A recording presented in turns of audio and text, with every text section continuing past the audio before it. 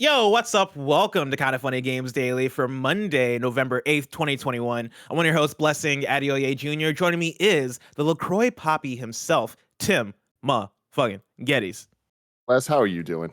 I'm doing pretty good, Tim. I'm doing pretty good this Monday morning. How are Yeah, you doing? you're doing a little too good because last night we hung out at Imran the Don Khan's house. We played some Mario Party, and your bitch ass got so lucky. I got so unlucky. For so long, I had 0 coins and 0 stars. It was some broke boy shit. And Bless is out here. How many stars do you have? 13, 14? It was fucking bullshit. Listen, all I can say is I was balling. And here's the thing, Tim. Some people would say that Mario Party is rigged. Some people would say that Mario Party is a game that robs you in the end. I'm somebody that says Mario Party is a game of skill, and it's a game of talent, and it's a game of effort. And that's what I put in last night. And I came out victorious twice in a row. Yeah. I had a fantastic run in Mario Party last night. Tim, I'm feeling great this morning. Well deserved. Well deserved, Bless. How are you feeling about Mario Party? I know we did our review, was it last week or 2 weeks ago? A few times a flat circle. How are you feeling about it now? You know, it's such a blast. Like, I think it's just such a great game to get a group of people together and have fun. You just have to make sure that group of people knows what they're getting into. Because, like, it doesn't matter how nice you are in real life. Like, that game changes you. And it tests your relationships in a way that no other thing possibly can. So you just need to know what you're getting into. But I will say that so far, we've pretty much played the Yoshi Island level or the birthday cake level, and the birthday cake level sucks. You're right. It's just like, it is so not fun. I love the shifting back and forth of the island. It just adds some fun. I do like we haven't played the spooky level together. I do like the spooky level as well. You mentioned that the birthday cake level sucked before we actually chose it.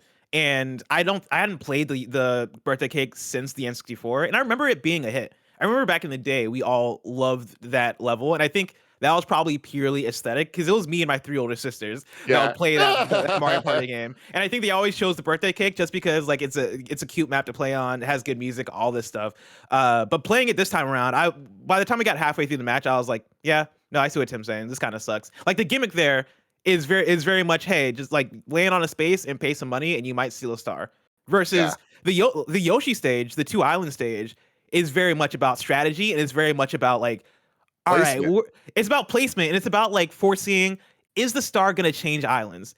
And is it worth it to be on the island with the boo that is going to sell me somebody else's star? Exactly. And do I want the benefits of being on the left island and getting the 10 coin gift every single round? Like there's a lot that's in play in the Yoshi's Island that turns it into a game of skill until you get to the bonus stars round, which will rob you. But God bless. Man, God bless. Tim, let's talk about some video game news. Today's stories include new Horizon Forbidden West gameplay details, a Mass Effect 4 tease, and more because this is Kind of Funny Games Daily. Each and every week at 10 a.m. live right here on twitch.tv/kindoffunnygames. We run you through the nerdy news you need to know about. If you're watching live, you can correct us when we get stuff wrong by going to kindoffunny.com/you're wrong. If you don't want to watch live, you can watch later on youtube.com/kindoffunnygames, roosterteeth.com, or you can listen later on podcast services around the globe by searching for Kind of Funny Games Daily. Remember, you can use Epic Creator Code Kind of Funny on all Epic Store and Epic in-game purchases like Rocket League and Fortnite to help support the channel. To be a part of the show, to patreon.com/kindoffunnygames, where bronze members or above get to write in, and silver members or above get the show ad-free with the exclusive daily post show. Housekeeping for you, in case you missed it, Extra Life was this last weekend, and it was a blast. You all showed up to help support the Children's Miracle Network hospitals, and we streamed for 12 hours straight. Right now, you can catch up on the shenanigans over on youtube.com/kindoffunnyplays, where we uploaded all the segments of the stream. You can also still donate and support Extra Life by going to kindoffunny.com/extralife. Also, PS Love You XOXO is recording later this afternoon for Patreon. We're creating our definitive 2021 PlayStation Holiday Shopping Guide. Right now, you can write in with your submissions for games, accessories, and PlayStation-related items that people should pick up this holiday season for Janet and me to talk about. That episode will be live for everyone on Tuesday on youtube.com/kindoffunnygames and on podcast services around the globe. Thank you to our Patreon producers, Pranksy and Blackjack. Today we're brought to you by Shin Megami Tensei 5, Credit Karma, Raycon, and Arcane, but we'll tell you about that later. Also, that is a fantastic lineup of sponsors. For now, let's begin with what is, and forever will be, the Roper Report. It's time for some news. We have 6 stories today. Baker's dozen. Starting with a really good one. This morning, the PlayStation blog dropped a gameplay deep dive, is what I'm going to call it. They talked about some of the gameplay elements that are going to be in the new Horizon Forbidden West game coming out in February. I'm going to pull from Jared Moore at IGN, who helps kind of condense it down because it is a long PlayStation blog post that people can go check out if they want all the nitty gritty details. But IGN helps condense it. And before I even get into it, like Tim, now that we're getting closer and closer to February and just the wave of video games that are going to come through, what are your hype levels specifically for Horizon Forbidden West? Very high.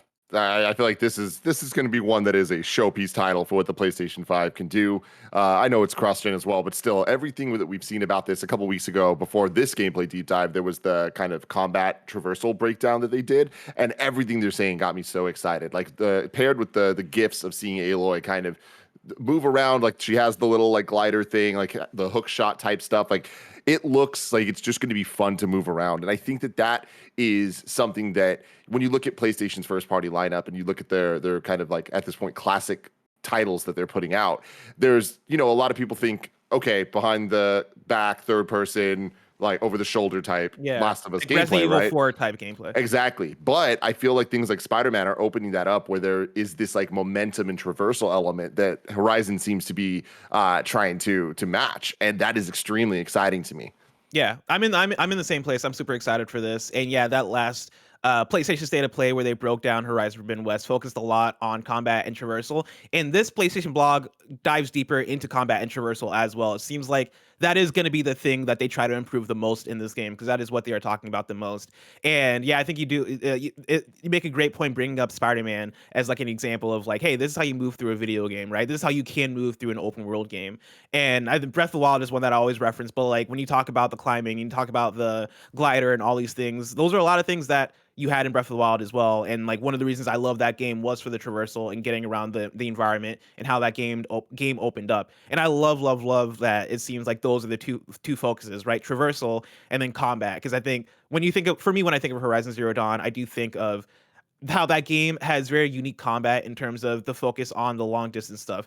And we're going to get into it, of course. Like this blog talks about some of the long distance weapons that they continue to evolve and implement in this game, but then also a lot of the improvements on melee stuff, which has me very excited because that was one of my complaints when it came to the original Horizon Zero Dawn. I didn't love the melee combat. But Tim, let's get into it. I'm going to divide this into the two parts, right? So let's start with traversal.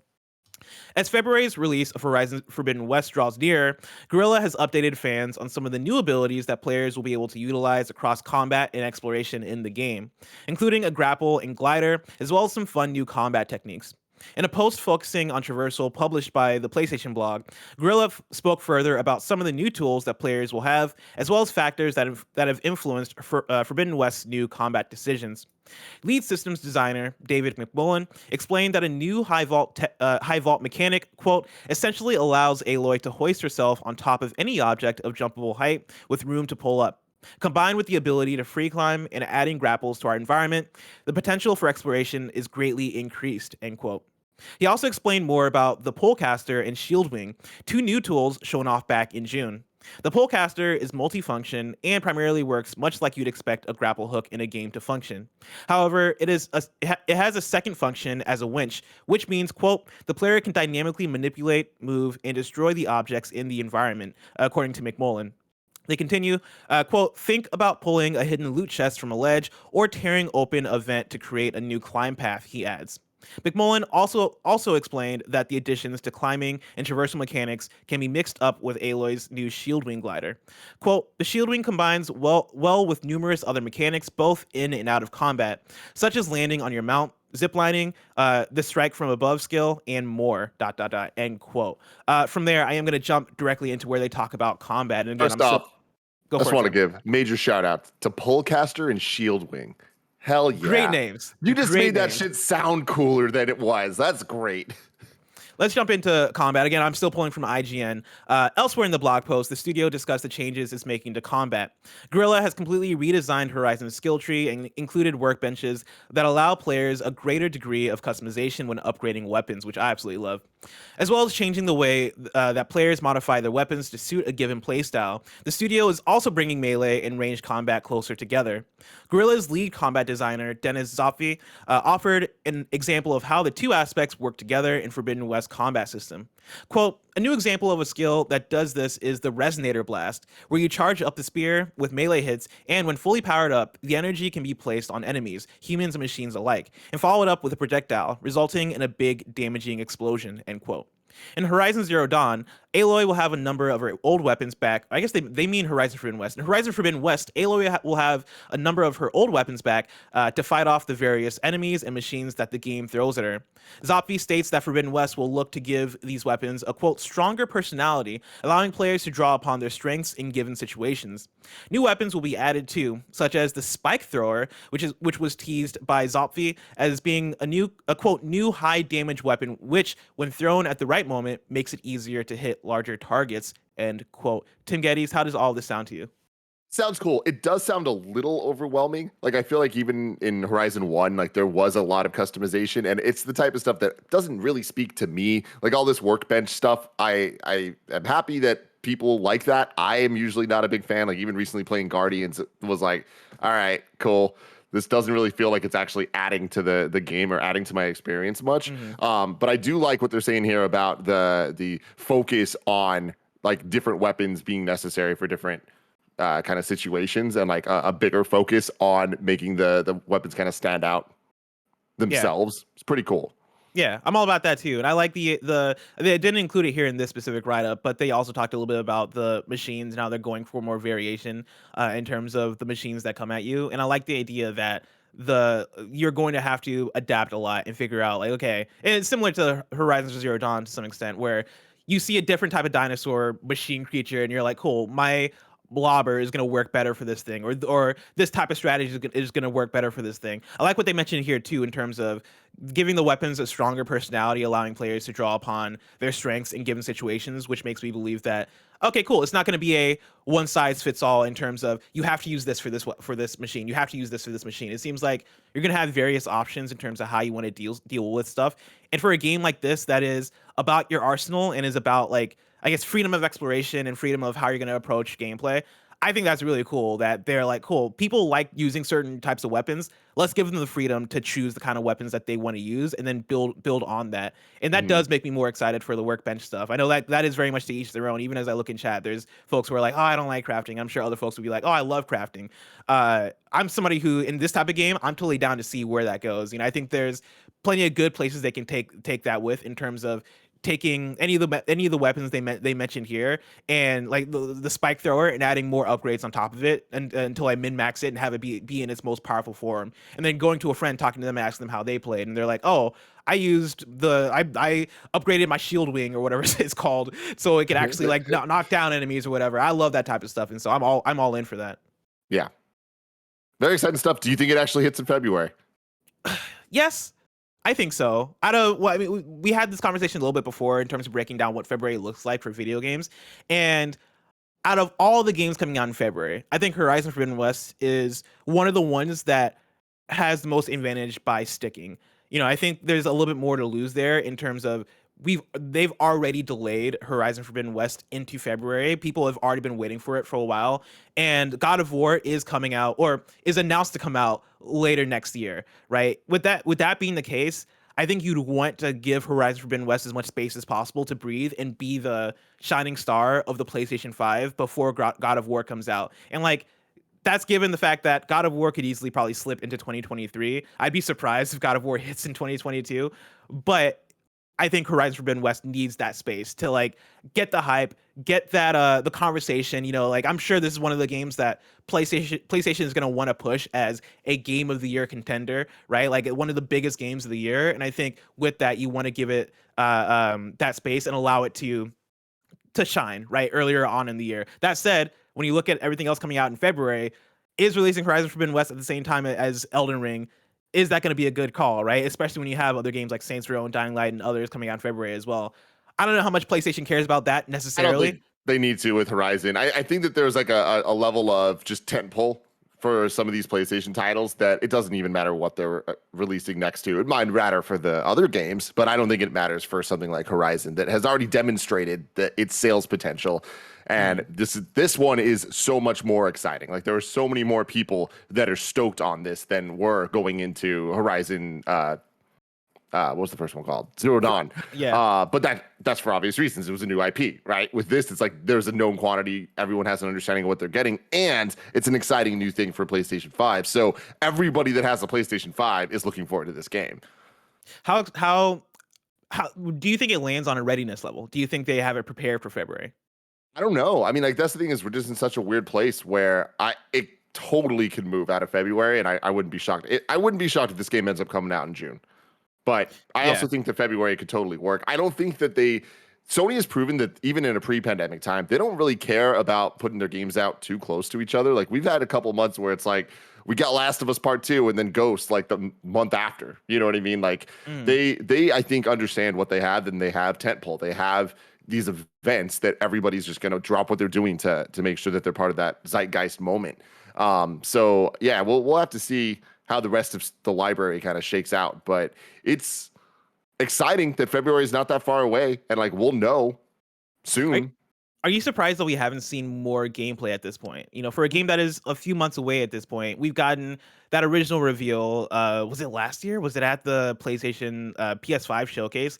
We got a reveal there, and we've gotten, of course, the state of play and some good like gameplay tidbits. But I feel like for an open world game that is as content heavy as Horizon is, do you feel like we're due for more before launch, or do you think this is part of the course for PlayStation? I think that it's part of the course at this point, especially when we know that they've had their state of plays. Like we've seen a dedicated Horizon state of play, and that was before the delay. But we still have Game Awards coming up. I imagine we'll see a trailer there, just kind of reminding people like, yo, this is coming and it's coming soon. But besides that, I think that for this type of sequel, the way they're handling it of having these PlayStation blog updates is, I think, good. Like this is the right way to kind of like not overwhelm, not get people death looped out on this game that, in all honesty, I bet they themselves aren't entirely locked into that February date. So they're like, let's be careful about how we market this and how hard we push this, because we might have to restart the entire marketing cycle over. Yeah, I think we definitely see something. If it for sure hits in February, we definitely see something in the next couple of months. And I would think that is either like you said, Game Awards or a state of play, or both. Like PlayStation has done a good job of doing the individual state of plays leading into certain game releases, especially in the last year, leading into a lot of the launch slate and like stuff that's close to the launch slate of PS5. They did a state of play for Demon Souls. That was a bit lower key, but it happened. They did a state of play, I think, for Destruction All Stars. Kind of funny.com/you're wrong. Yeah, they did. Correct about that. Yeah, and so like they've been doing that, though they have slowed down on that a bit in the last year. And I don't know if that's just that we've not had big PlayStation first party titles. Actually, they did it for Ratchet & Clank, didn't they? Yeah, they did. I feel like they've hit every single one of their big games. Did they do one for Returnal?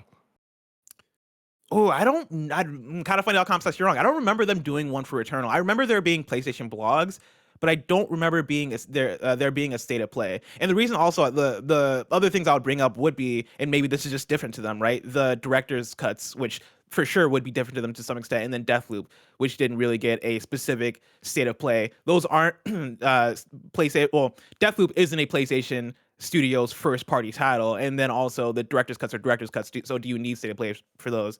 I think that is the thing. But yeah, like if Horizon Forbidden West follows suit with those other games, then you would think that we will get a state of play in January. State of play is such a fucking weird thing, but like a Horizon specific one, yeah, I imagine late January, early February. Yeah. I hope. I mean, I think the way to do it too could be a Game Awards trailer, and that leads into a state of play later in December, because PlayStation doesn't shy away from December. Yeah, I don't think they're going to want to do December, that especially with the holidays and with everything there. Like in terms of marketing announcement, like if the game was coming out in December, that'd be one thing. But it coming out in February, I don't think that they'd want to. I think it's too early. Get too tangled in that stuff. Like That's fair. They have a perfectly good January to use. Tim, let's keep talking about some highly anticipated video games. Story number 2, Mass Effect 4's latest artwork teases the return of the Geth. I'm pulling from Andy Robinson at Video Games Chronicle, and Kevin, I have a link to the image that they teased out at the top of the story in the doc if you want to pull that up as I read through. BioWare has marked its annual N7 Day by publishing a new piece of Mass Effect 4 artwork. The poster, which is the first teaser released for the new Mass Effect since last year's announcement trailer, shows a crater shaped like a Geth. The Geth are the machine race and main antagonist in the first 3 games. BioWare first revealed it was working on a new Mass Effect game in November 2020 with the release of a teaser trailer. In addition to the new game, Mass Effect Legendary Edition was released for consoles and PC earlier this year. According to publisher EA, Legendary Edition sales far exceeded its pre-release forecasts. Quote, the launch of Mass Effect Legendary Edition, the remaster of the first 3 Mass Effect games, reignited the passion of fans around the world, driving sales performance well above our expectations, end quote. EA CEO Andrew Wilson said in August. Tim, first of all, do you have any reaction to this teaser artwork? And then also, where are you at with Mass Effect leading into Mass Effect 4?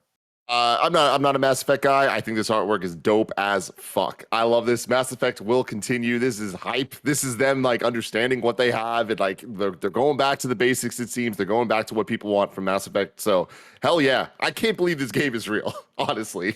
But they're doing it. Shout out to EA. We'll see if it's good, and we'll see when we get it. But I think they're handling this right so far. Yeah, so far I think they're handling it right. This artwork does look dope, and like I think Mass Effect Legendary Edition did a lot in terms of regaining a lot of goodwill for Spyware in general and Mass Effect, because Spyware has had a rough last generation. When you look at Mass Effect Andromeda, Anthem, and like that is coming off of Bioware being the Mass Effect studio, right? With the Mass Effect trilogy being some of people's favorite games of all time. I think this one has a lot to do in terms of trying to regain that ground and bring fans back in and have fans actually trust in the studio in a way that allows them to get excited for this game and get hyped for it. I think they're taking the right steps. I'm sure plenty of people look at this and go, oh shit, the Geth? Okay, let's fucking go. That is what I know from the Mass Effect trilogy. Like I know that's going to do a lot for people, but yeah, I wonder like if I wonder what the hype levels would be like for this if there wasn't Anthem and Andromeda, and I wonder if it matters, right? I wonder if fans are like, well, no, this is new Mass Effect, so I'm going to be excited regardless.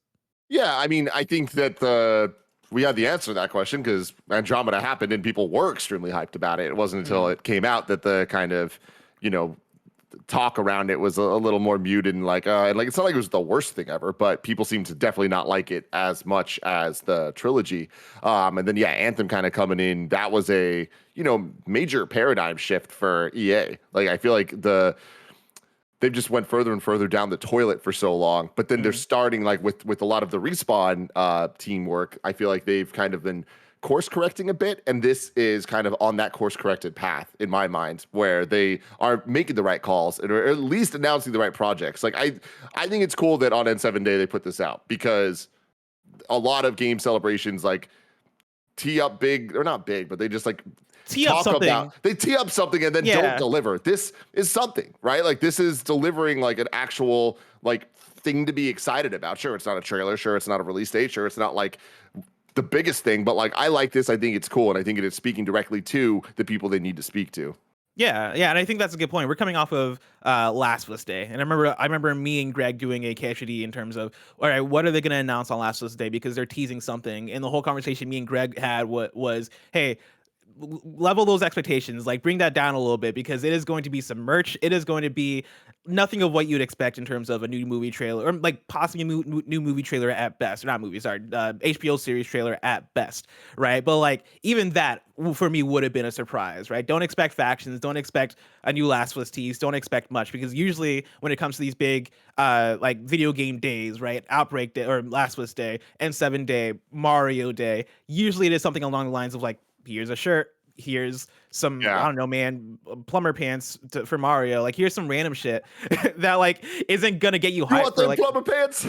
Dude, I'll rock them plumber pants, that sounds fire. But for them releasing this teaser, I think speaks to them actually caring to some extent, right? Them actually being like, cool, this is an opportunity to give fans something. And I know this is a crumb, like this is very much a crumb, but this Chrome has been doing a lot for people, right? I've been going through my timeline, and the people that are super into Mass Effect are taking this. They're zooming in. They're looking at the crew that's in the picture. They're looking at the Geth thing and are thinking like, is this the Geth? Is this not the Geth? Is this something completely different from the Geth? There's a lot of conversation happening around what all this is, in the same way that, for to like relate this to something that I know me and you, Tim, are super into. The Spider-Man No Way Home poster dropped yesterday, and the first thing I did was zoom in to figure out who are the villains here. Show me that mask. Let me see that goblin mask. Yeah, it's like, oh, that's Green Goblin right there. Those are obviously like Doc Ock's tentacles. That electric Volt right there is definitely from Electro, right? Like, who are all the villains that are represented here, and what's missing? Because there's a lot of space on this poster. We get into it, and I know the Mass Effect fans are very much getting into it in the same exact way. And so, like, good for y'all. Shout out to y'all. I still got to get back to Legendary Edition because I loved playing Mass Effect 1, and I know 2 and 3 are gonna blow me away because people say that 2 and 3 are better than, well, people say 2 is better than 1. I know people are kind of mixed on 3, but I can't wait to get back into that because goddamn that game. Tim, let's do story number 3. Let's talk about more games that get us hype. Games like Metal Gear Solid 2 and 3, even though it is sad news. Metal Gear Solid 2 and 3 are being removed from digital stores. I am pulling from Luke Plunkett at Kotaku. Konami just announced that both Metal Gear Solid 2 and Metal Gear Solid 3 are being taken down from online storefronts after issues emerged with, quote, licenses for select historical archive footage used in-game, end quote. The company's full statement reads, quote, thank you for playing the Metal Gear series. We're currently working on renewing the licenses for select historical archive footage used in-game. Therefore, we have made the temporary decision to begin suspending the sale of Metal Gear Solid 2, Metal Gear Solid 3, and all products that include these games from digital storefronts globally starting from November 8th, 2021. We sincerely ask for your patience and understanding as we work towards making these products available for purchase once again. Thank you for your continued support for the Metal Gear series, end quote. The takedowns not only include those 2 games, but collections that include them as well. So in addition to MGS2 and MGS3 disappearing, Konami are also removing Metal Gear Solid HD Edition from sale as well. Tim, that's a sad one. Yeah, damn. This is a bummer, and this is just the sad realities of how licensing works and how things like archival footage can just completely neuter your experience being able to get these games like that. This sucks, but I do like that Konami is being transparent about it. They're letting people know exactly what's going on, and they use the word temporary. I think that that's key. I think that if they didn't have this information, these were just pulled, we'd all be like in a flurry thinking like, oh shit, remasters are coming, what's happening? Or like, remakes or whatever. But like the GTA trilogy, we just saw a lot of the older versions of that being taken down, but that's to make room for this new version. So this is sad news, but I do think that they're going to hopefully get it taken care of in a timely fashion. But I mean, that's not surprising because there is a lot of like real world footage in those games, like more than I remembered when I was watching you guys stream. It's like, holy shit. Yeah, like I actually pulled from real world footage in those games, which is like, one, really cool and impressive for the time, but then also, it leads to things like this where licenses expire, and like this is part of, I think, what makes the digital revolution scary. Like I get excited for digital games. I play all my games digital now, or I buy all my games digital now when I have the opportunity to. And there's so many benefits to digital, but this is one of the things that kind of sucks about it, is that like I remember there being a thing for a GTA 4 with the soundtrack there where I forget the exact the exact details of it because it was a little bit of a while ago, but I remember that game either coming down off storefronts or being unavailable for a while because of music in the soundtrack. And that is a thing that is going to continue happening, right? Like that is something that that is very specific to digital games and digital availability. You don't have to worry about that with physical games, right? Like my physical version of a game isn't going to disappear. I can go to a GameStop and get a used physical version of a game, or like even a new physical version of games that have come out in recent years, right? I don't have to worry about shit disappearing and me just not having me not being able to buy it all of a sudden. With that though, like I feel like we're hitting a point that even that's not true anymore because of the way that games need updates and patches and all that stuff. Like if you buy the physical version of the game, you need to like specifically go out of your way to make sure you're not updating it if you want songs to stay. Like we're gonna enter a future where you're just gonna be screwed, and like that's just the reality of where we're at with stuff, which kind of sucks. But I do think that there is more interest than ever in making sure that like this isn't a problem going forward, where there is a lot more understanding of how to properly do licensing and also actively chasing down those licenses to make sure they don't expire and all that, as we're seeing here. They could have just not done that. Oh yeah. Could have just, And the word they use, temporary, gives me a lot of hope that we'll see this stuff sooner than later. And like it is a bit of a bummer that it is all of a sudden you can't get these games. Like there's not even like a week's notice for people who are like, oh shit, we got to go jump on this thing right now so I can own it. Like I mean, Barrett right now for our playthrough, right? Barrett for Metal Gear Solid 2 and 3 was playing the HD collection off of Xbox, and that's not going to be available all of a sudden. If this happened a year ago and it didn't get fixed, then we would either not be able to play Metal Gear Solid 2 and 3, or we would have to find some weird, difficult way to play it, right? I would have to deliver him my PS2 or some shit, or we would have to like finagle something. And so, I hope this gets fixed. I'm glad to see that they are being transparent about it. And I in chat there's somebody who mentioned like, why don't we see more deals that are just permanent in terms of, hey, we're permanently licensing these things. And I mean, I think part of that is Kojima weirdness in terms of the type of shit he puts in his games. You gotta remember, like, Metal Gear Solid has a lot of shit that like other games don't have. This type of thing, especially in like the early 2000s, is probably one of those things where Kojima looked at that and was like, 10 years from now, we won't have to worry about this. Yeah, we'll license it 10 years. We're not going to be selling this game 10 years from now. And then lo and behold, we're still selling that game 10 years from now. I think this is one of those things. And like even talking about MGS4, we started our MGS4 playthrough on during Extra Life, which is available right now, youtube.com. It's kind of funny plays if you want to watch part 1 of our MGS4 playthrough with Mike and Barrett and Timur and all the crew. And that game has some obscene shit in it in terms of licensing. They have a playable iPod in that game, Tim. An iPod that works. And you go through and you collect iPod songs. That is the collectible in that game, is iPod songs. And the moment I got Calling to the Night, I never listened to another song. Every situation is better with Calling to the Night playing. Every single one. I could not imagine the hoops you jump through and the what that document looks like with Kojima and Apple to allow them to put that in the game. And I'm sure that probably has some expiration to it. I'm sure like maybe that is one of the reasons why that game is stuck on the PS3, right? Like it is incredible some of the lengths they go through with some of those games. But yeah, I figure that is something that's going to get fixed. My question is, Tim, for you, do you think they fix it by actually getting that stuff licensed, or do you think they like censor it or replace it or some shit? I think that they are intending to get the license and I hope so. Have it go back to how it was. I don't think they're trying to change or censor it. I think that would be a last-ditch effort. There's no way that these games don't end up back on the store. Metal Gear Solid 2 and 3 are some of the most re-released games of all time. They're going to want to make that money as long as possible. We got to get an MGS4 on that list. Before we get into our next news story, I want to remind folks that remember, you can go to patreon.com/kindoffunnygames. Wait, why don't we do the next story first? Oh, yeah, let's do the next story first before we actually do the ads. Story number 4: Ubisoft has announced pay raises to stop developers from leaving. This is Ethan Gach at Kotaku. Ubisoft's Canadian studios announced pay raises for staff at the Assassin's Creed and Far Cry publisher to combat an exodus by many of its most senior developers, Kotaku has learned. While the raises are across the board, sources tell Kotaku that those who currently earn the most will see the biggest increases, prompting criticism that the new benefits will reinforce existing inequalities at the studios. Ubisoft Canada, which leads development on many of the company's biggest blockbusters like Assassin's Creed Valhalla, Far Cry 6, and Watch Dogs Legion, consists of offices in Montreal, Quebec City, Toronto, Chicoutimi, Halifax, and Winnipeg. The new pay raises are set to go into effect immediately and will begin being paid out at the end of November.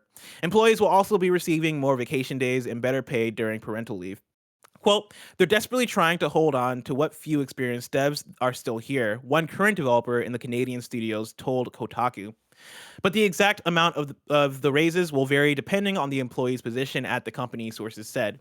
According to the worker group A Better Ubisoft, junior staff will receive a 5 to 7% increase, while the most senior staff could see their pay increased by up to 20%. That would mean a lower level developer might see a $50,000 a year salary increased by $2,500, while higher level developers making $100,000 could see as much as $20,000 in additional pay. Quote, these moves do absolutely nothing to address the key demands of A Better Ubisoft, the group told Kotaku in an emailed statement.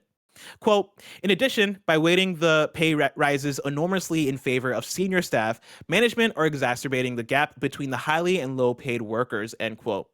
A Better Ubisoft sent a letter to management earlier this year demanding changes to workplace misconduct, reporting processes, and worker involvement in decision-making about how the company evolves following widespread reports of sexual misconduct and toxicity at the company that began emerging in mid-2020. The group renewed its calls for a, quote, seat at the table last week with a petition asking fans and other developers for support. Tim, what's your reaction to all this? First up, I think the petition is an important thing to talk about. Like, that is definitely something you should go to twitter.com/ is it a better Ubisoft? Better Ubisoft. Yep.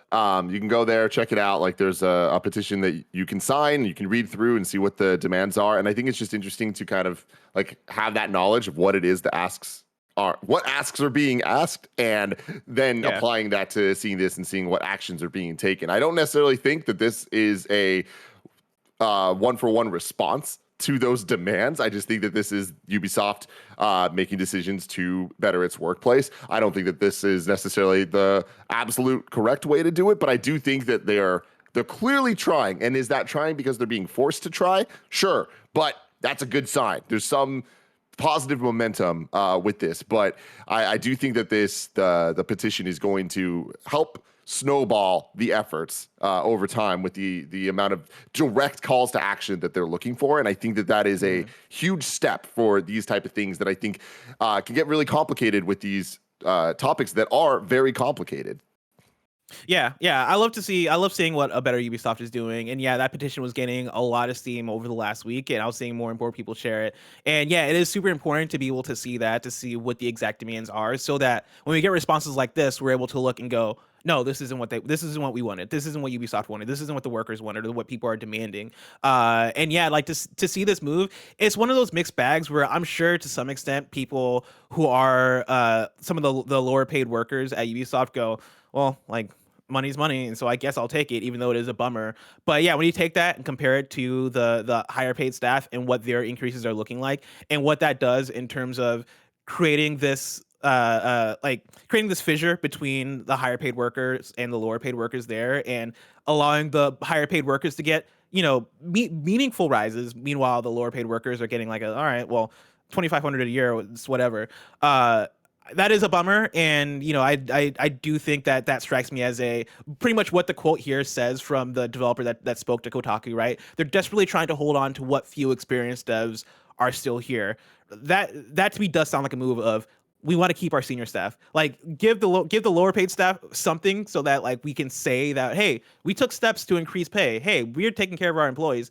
When really what it seems like is going on here is them going, no, we can't keep losing people. Like, we need to keep some of these higher paid staff because they know what they're doing, and we need them to actually make this company go and run. Yeah, I mean, the positive way to look at that, though, the same thing you just said, is that hopefully it is keeping the right people, and that these junior people can then move on to become the senior people at some point, and like make a better kind of like track for them to be able to have that type of career growth. Like, all of that, I think, is a better potential future for Ubisoft, and I just need to keep making more choices like this and more decisions and standing by them while also listening to the demands at some point. Exactly. Kevin, how are you looking in terms of ads? Super ready. Super ready? All right, well, I hope you guys are super ready to go to patreon.com/kindafunnygames, where we can get the show ad free. And speaking of ads, let us tell you about our sponsors. This episode is brought to you by Arcane, a Netflix original series from the creators of League of Legends. Arcane is a 9-episode, 3-part series that follows the story of 2 young girls, Vi and Powder, born in the Undercity beneath Piltover. Their eagerness to prove themselves will set in motion a series of events that will take the relationship to its breaking point and transform them forever. This is going to be the animation event of the year, and you can catch champions we know and love like never before, and their stories will all intertwine in this action-packed series. Whether you're a longtime League player or brand new to Runeterra, Arcane is a great way to get to know the vast world and origins of iconic characters of League of Legends. Dive into the stories behind one of the most played games of all time. Every once in a while I think about that and it blows my mind. Discover the secrets of Piltover and its Undercity and prepare for the epic battle that is only just beginning.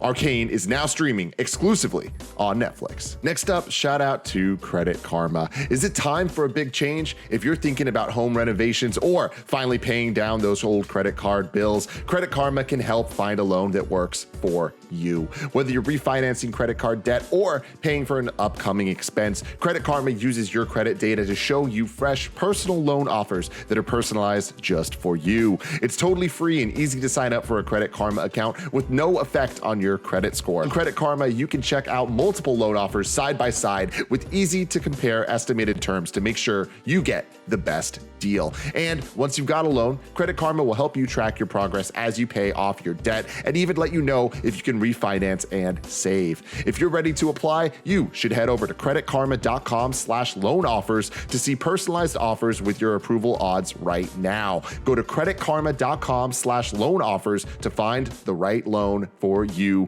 That's creditkarma.com/loan offers. Next up, shout out to Shin Megami Tensei 5. It's the newest installment in the acclaimed JRPG series developed by Atlas. You play as a high school student who is suddenly transported from modern day Tokyo to a post-apocalyptic world. Granted a cursed power to save his life, the protagonist becomes a new being, neither human nor demon.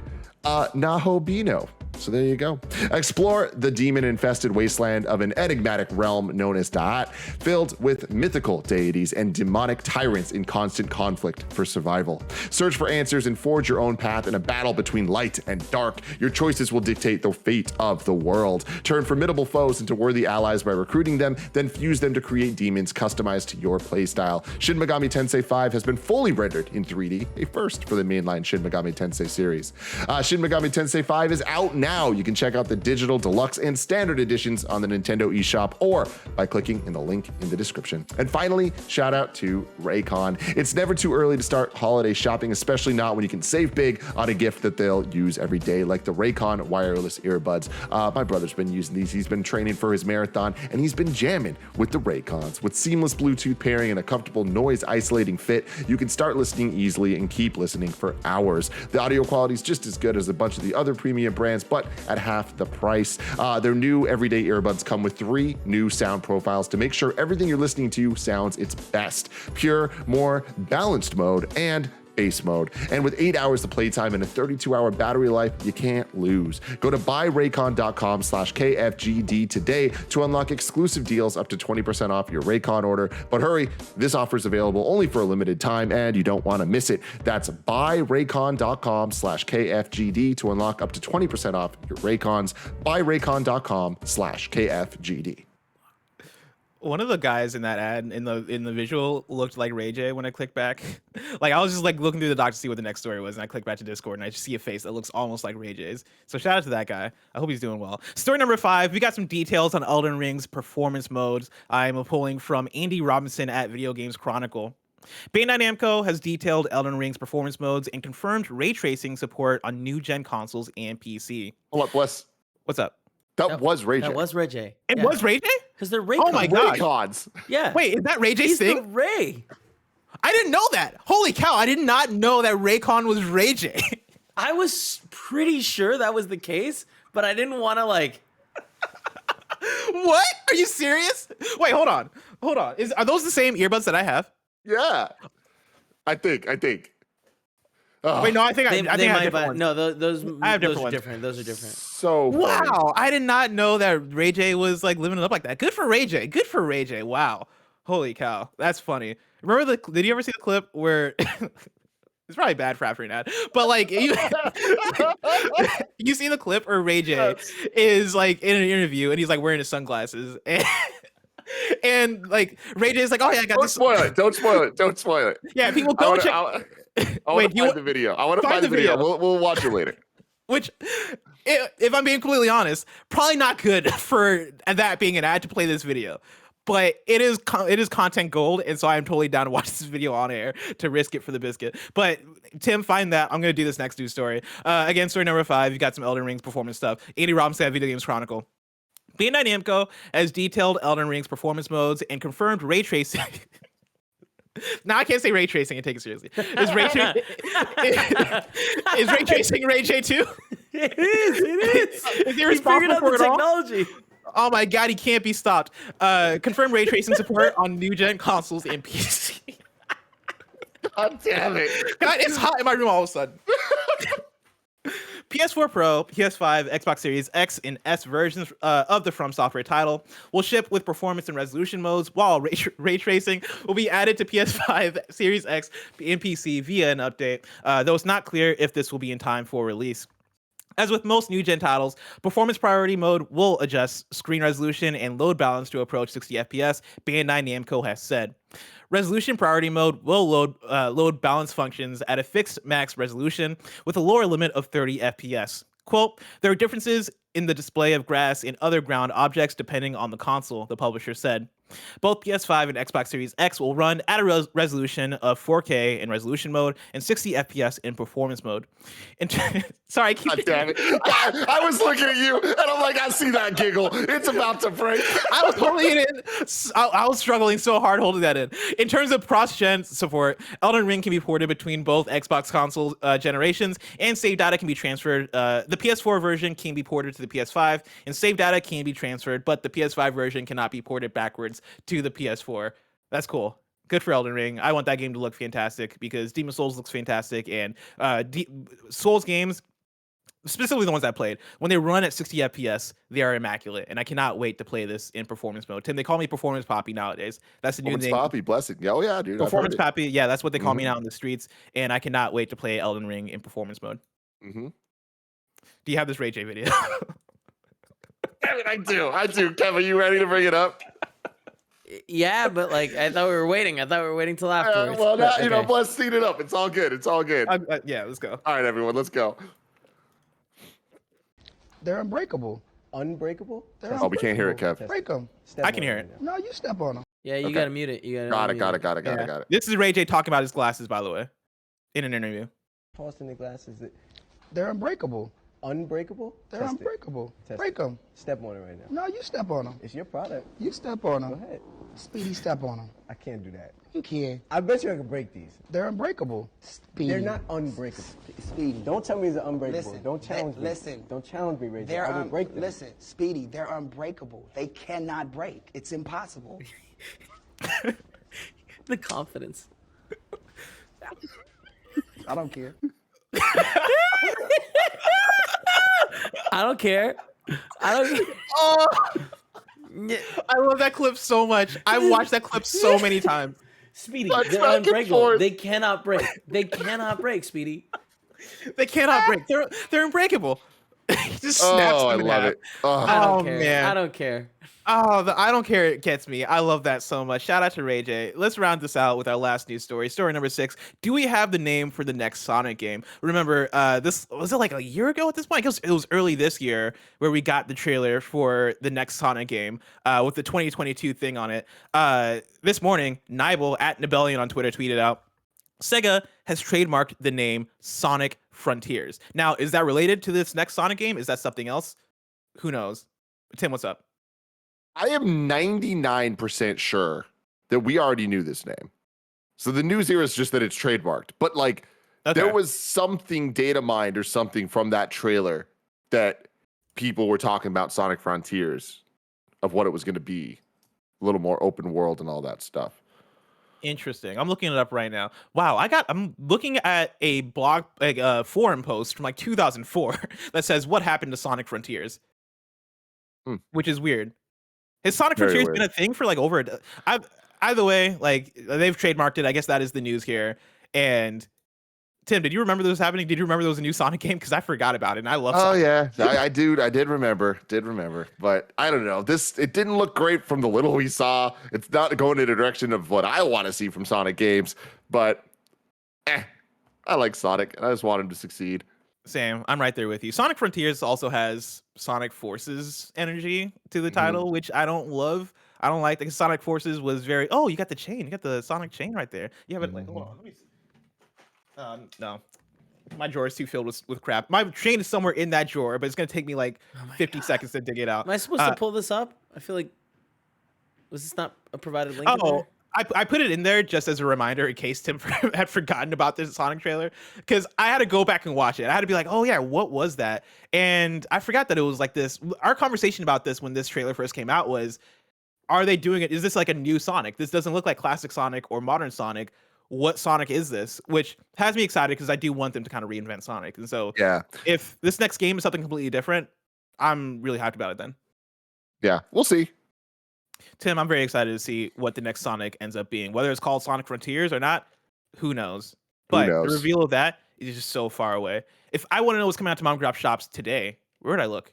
The official list of upcoming software across each and every platform is listed by the Kind of Funny Games Daily Show host each and every weekday. Yeah. That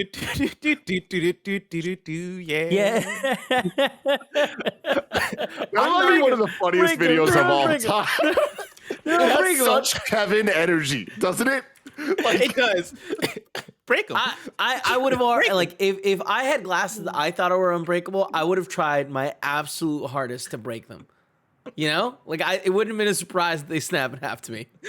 Just the fact that I'm not going to be able to read the word ray tracing anymore without like smiling. I hate it so much. Out today, we got Gravity Light for Switch. We have one new date for you. Super UFO Fighter. Sorry. It's okay.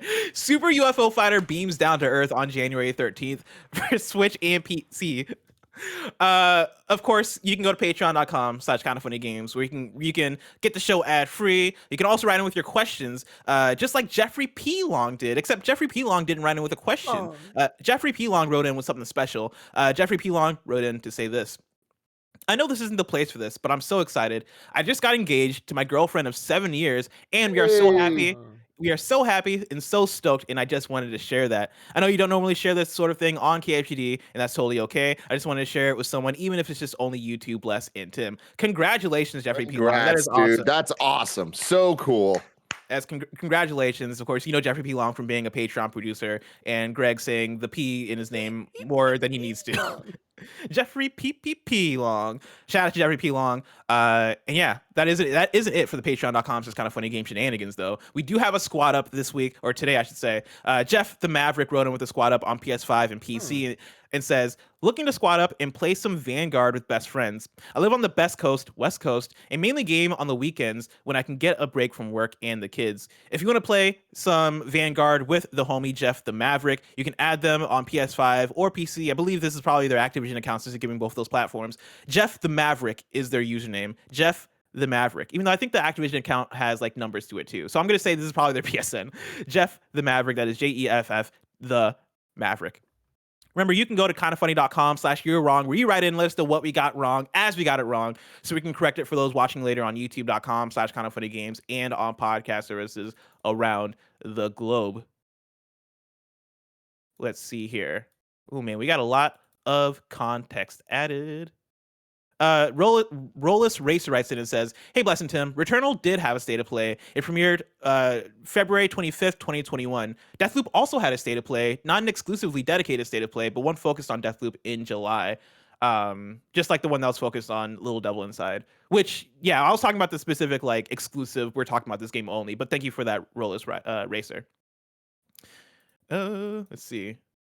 Nano writes in and says, GTA 4 is pulled from in-game stores twice. Once because it ran out of Steam keys. The second time in 2020 because of games for Windows Live, and additional keys could not be generated after Windows pulled support for that platform.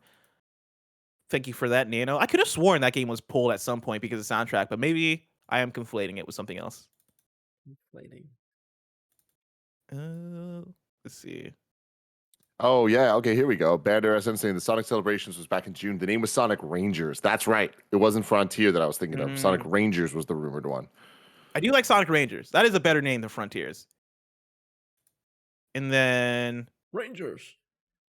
Missed new date. Final Fantasy XIV Endwalker expansion has been delayed by 2 weeks. The new date is December 4th. Thank you so much for that, Eric.